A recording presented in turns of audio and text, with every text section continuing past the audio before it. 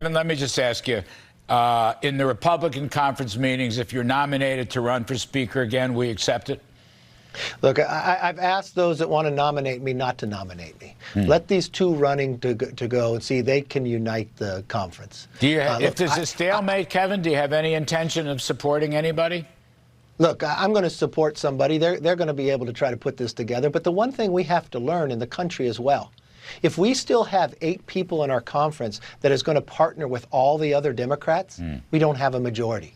And just like that, former Speaker Kevin McCarthy is once again out of the running for his old job. Kevin's latest flip comes after he initially said he wouldn't run again for Speaker, only to earlier this week say that actually he might be willing to do it if other Republicans nominated him. Well, that turned out to be just another Kevin McCarthy promise he never intended to keep, though McCarthy couldn't be clearer about how he feels about Matt Gaetz and the Freedom Caucus, the people who ultimately tossed him out of a job after less than a year. If 8 people, 4% of our conference, can go against 96% of what we want, we don't have a conference. And those people are not conservatives. You and I are conservative that want to govern. Those are individuals that just want to get clicks and be on camera. Well, we can't. That's not governing. Now, you have to admit, it's kind of funny seeing Kevin McCarthy complain about how Matt Gaetz spends all his time trying to be on TV, while McCarthy is himself on his second major Fox News hit of the day. But McCarthy isn't alone in calling out Matt Gaetz as a guy with an appetite for destruction. Republican Congressman Mike Lawler has been a consistent critic of the Freedom Caucus, and he initially fought with Gaetz over his attempt to shut down the government last month. On Tuesday, Lawler finally decided to speak his mind fully and clearly. Matt Gaetz is,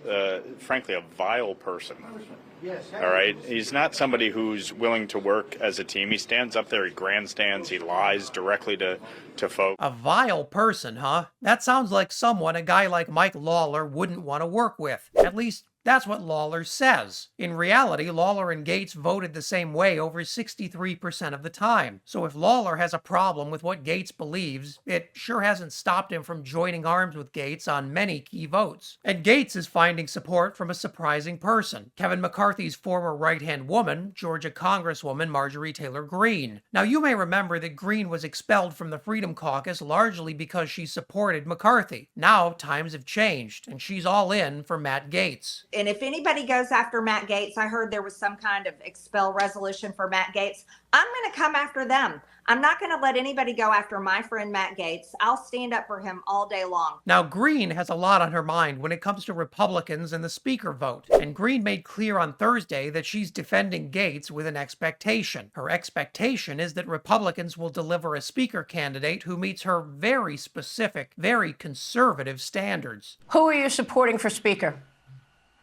I'm talking with the people that are running for Speaker. The issues are important to me. I have a bill that would stop transgender surgeries on children, and that bill has been sitting in the Judiciary Committee for quite some time now, and I would like to see it marked up and taken to the floor for a vote.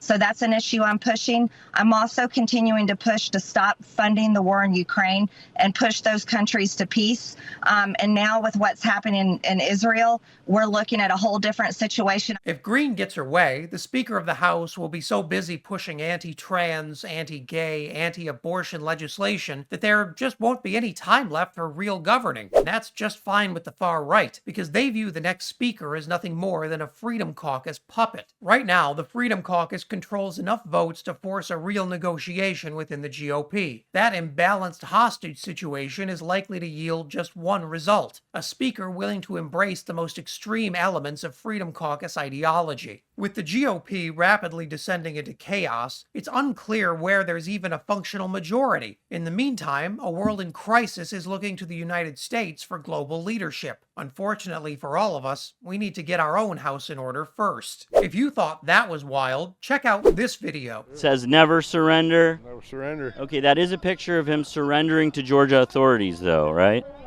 Fair. And as always, leave a comment below so you can let me know what I should cover next.